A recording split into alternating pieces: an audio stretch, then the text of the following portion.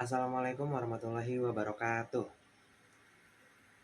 Halo guys, perkenalkan nama saya Muhammad Lutfi dari Institut Setiami Kampus C. Belakangan ini masyarakat Indonesia dihebohkan dengan adanya penyelenggaraan Forum G20 di Bali, Indonesia. Maka dari itu, di sini saya akan membahas mengenai presidensi Indonesia terkait Forum G20 pada tahun 2022 ini. Oke, langsung aja ke pembahasannya. Pada pembahasan kali ini, saya akan membaginya pada 4 poin-poin pembahasan. Poin pertama, yaitu kita akan membahas sekilas tentang G20. Poin yang kedua, kita akan membahas pengambilan keputusan presidensi G20 Indonesia. Dan yang ketiga, kita akan membahas hasil kesepakatan seluruh anggota G20. Dan yang keempat, dampak diselenggarakannya G20 bagi Indonesia. Oke, kita langsung masuk ke pembahasan yang pertama, yaitu sekilas tentang G20. Apa sih sebenarnya G20? Kelompok 20 atau biasa disebut dengan G20 merupakan sebuah forum kerjasama multilateral untuk bekerja sama dalam perekonomian internasional. Forum ini memainkan peran penting dalam membentuk dan memperkuat arsitektur dan tata kelola global pada semua masalah utama perekonomian internasional. Secara resmi, G20 dinamakan The Group of 20 Finance Minister and Central Bank Governors atau kelompok 20 Menteri Keuangan dan Gubernur Bank Sentral. Forum G20 ini mempresentasikan lebih dari 60% populasi bumi atau setara dengan 2/3 populasi global, 75% perdagangan global, dan 85% PDB dunia. Anggota dari Forum G20 ini ialah Argentina, Australia, Brasil, Kanada, Cina, Perancis, Jerman, India, Indonesia, Italia, Jepang, Korea Selatan, Meksiko, Rusia, Arab Saudi, Afrika Selatan, Turki, Inggris, Amerika Serikat, dan Uni Eropa. Selanjutnya kita akan membahas sejarah singkat mengenai G20. G20 awal mulanya dibentuk pada tahun 1999 dengan tujuan untuk mendiskusikan kebijakan-kebijakan dalam rangka mewujudkan stabilitas keuangan internasional. Forum ini dibentuk sebagai salah satu upaya menemukan solusi atas kondisi ekonomi global yang sempat terpuruk akibat krisis keuangan global pada tahun 1997 hingga 1999 dengan melibatkan negara-negara berpendapatan menengah dan memiliki pengaruh ekonomi secara sistemik, salah satunya yaitu Indonesia. G20 pada mulanya merupakan pertemuan para menteri keuangan dan gubernur bank sentral. Namun sejak tahun 2008, G20 menghadirkan kepala negara dalam KTT yakni pada 14-15 November tahun 2008. Presiden Amerika Serikat pada saat itu mengundang para pemimpin negara G20 dalam KTT G20 yang pertama. Kemudian pada tahun 2010 dibentuk pula pembahasan di sektor pembangunan. Untuk mempersiapkan KTT G20 setiap tahunnya, para Menteri Keuangan dan Gubernur Bank Sentral G20 melakukan beberapa kali pertemuan dalam setahun. Untuk tahun 2022, Indonesia diberi kepercayaan menjadi tuan rumah Forum G20 ini, yang dilakukan serah terima presidensi G20 di Roma, Italia, oleh Presiden Italia Sergio Mattarella kepada Presiden Indonesia Bapak Joko Widodo. Pada Forum G20 tahun 2022 ini, Indonesia mengangkat tema yaitu Recover Together, Recover Stronger, atau pulih bersama, pulih lebih kuat. Tema ini diputuskan oleh Indonesia dengan tujuan untuk mengajak seluruh dunia untuk bersama-sama mencapai pemulihan yang lebih kuat dan berkelanjutan bagi kehidupan masyarakat global. Oke, pembahasan pada poin yang kedua, kita akan membahas tentang pengambilan keputusan Indonesia dalam menghadapi masalah antar anggota G20. Masalah yang pertama yaitu adanya aksi walkout beberapa menteri keuangan dalam rapat menteri keuangan antar anggota G20. Aksi walkout atau keluar dari rapat yang sedang dilakukan oleh para Menteri Keuangan anggota G20 oleh Menteri Keuangan Amerika Serikat, Kanada, dan Inggris sebagai bentuk protes mereka terhadap kehadiran delegasi Rusia dalam FMCBG kedua presidensi Indonesia yang diselenggarakan di Washington DC, Amerika Serikat. Ibu Sri Mulyani selaku Menteri Keuangan Republik Indonesia menyatakan bahwa para anggota G20 telah memahami beberapa skenario mengenai sikap negara G20 dalam merespon kehadiran Rusia termasuk intervensi yang dilakukan oleh mereka. Oleh karena itu, kejadian walkout ini tidak mengganggu atau menimbulkan masalah terhadap berlangsungnya diskusi.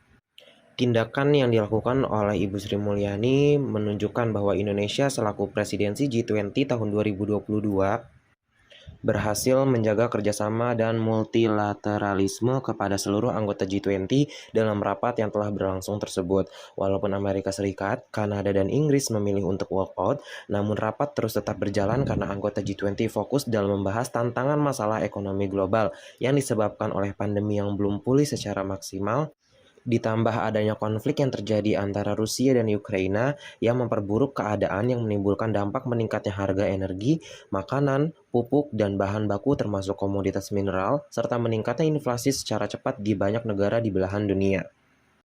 Masalah yang kedua yaitu adanya kecaman Barat dengan hadirnya delegasi Rusia pada pergelaran KTT G20. Presiden Rusia Vladimir Putin kala itu berencana menghadiri KTT G20.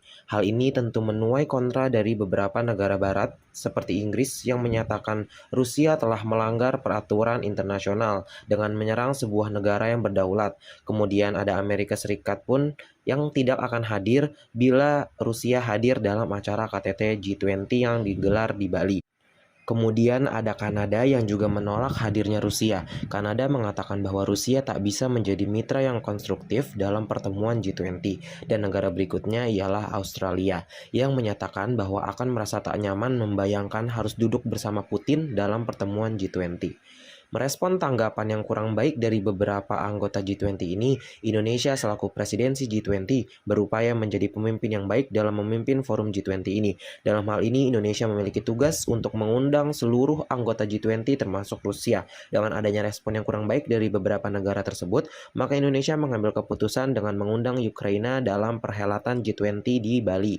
Hal ini dilakukan Indonesia guna memenuhi permintaan dari Amerika Serikat yang menyarankan bila Rusia hadir, maka Ukraina harus diundang pula. Hadirnya Ukraina pun diharapkan dapat menciptakan keharmonisan antar anggota G20. Selanjutnya kita akan membahas pada poin yang ketiga, yaitu hasil kesepakatan seluruh negara anggota G20. Seluruh kegiatan G20 telah usai dilaksanakan. Tentunya dari adanya pertemuan yang dilakukan oleh seluruh anggota G20 ini membuahkan hasil atau kesepakatan bersama yang dinamakan oleh Bapak Jokowi sebagai G20 Bali Declaration atau Deklarasi Bali G20. Presiden Joko Widodo menyampaikan bahwa ada 52 paragraf dalam Deklarasi Bali 2022. Namun, Jokowi mengungkapkan paragraf yang paling diperdebatkan ialah isu perang Rusia dan Ukraina. Namun, pada akhirnya seluruh pemimpin G20 berhasil menyepakati isi Deklarasi Bali tersebut. Poin-poin utama dalam Deklarasi Bali 2022 ini ialah permasalahan mengenai yang pertama, ada ketegangan geopolitik global. Yang kedua, isu krisis pangan. Yang ketiga, perubahan iklim. Yang keempat, kesehatan global. Dan yang kelima, transformasi digital. Selain beberapa poin di atas, ada beberapa poin penting lagi dalam Deklarasi Bali tahun 2022 ini, yang mana diantaranya ialah yang pertama, sikap yang mengutuk perang di Ukraina. Sebagian besar anggota sangat mengutuk perang di Ukraina dan menekankan hal itu menyebabkan penderitaan manusia yang luar biasa dan memperburuk keadaan yang ada kerentanan dalam ekonomi global. Yang kedua, menolak penggunaan senjata nuklir. Penggunaan atau ancaman penggunaan senjata nuklir tidak dapat diterima. Penyelesaian konflik secara damai, upaya penanganan krisis, serta diplomasi dan dialog sangatlah penting. Zaman sekarang tidak boleh adanya peperangan. Yang ketiga, isu krisis pangan.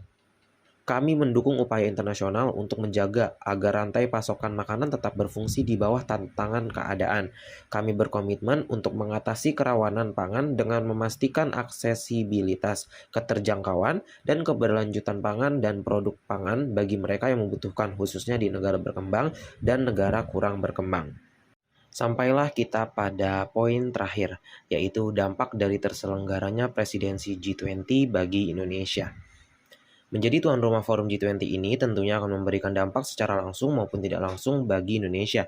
Berikut ini ialah beberapa dampak yang muncul dari diselenggarakannya G20 di Indonesia. Dampak yang pertama yaitu presidensi G20 di tengah pandemi membuktikan persepsi yang baik atas resiliensi ekonomi Indonesia terhadap krisis.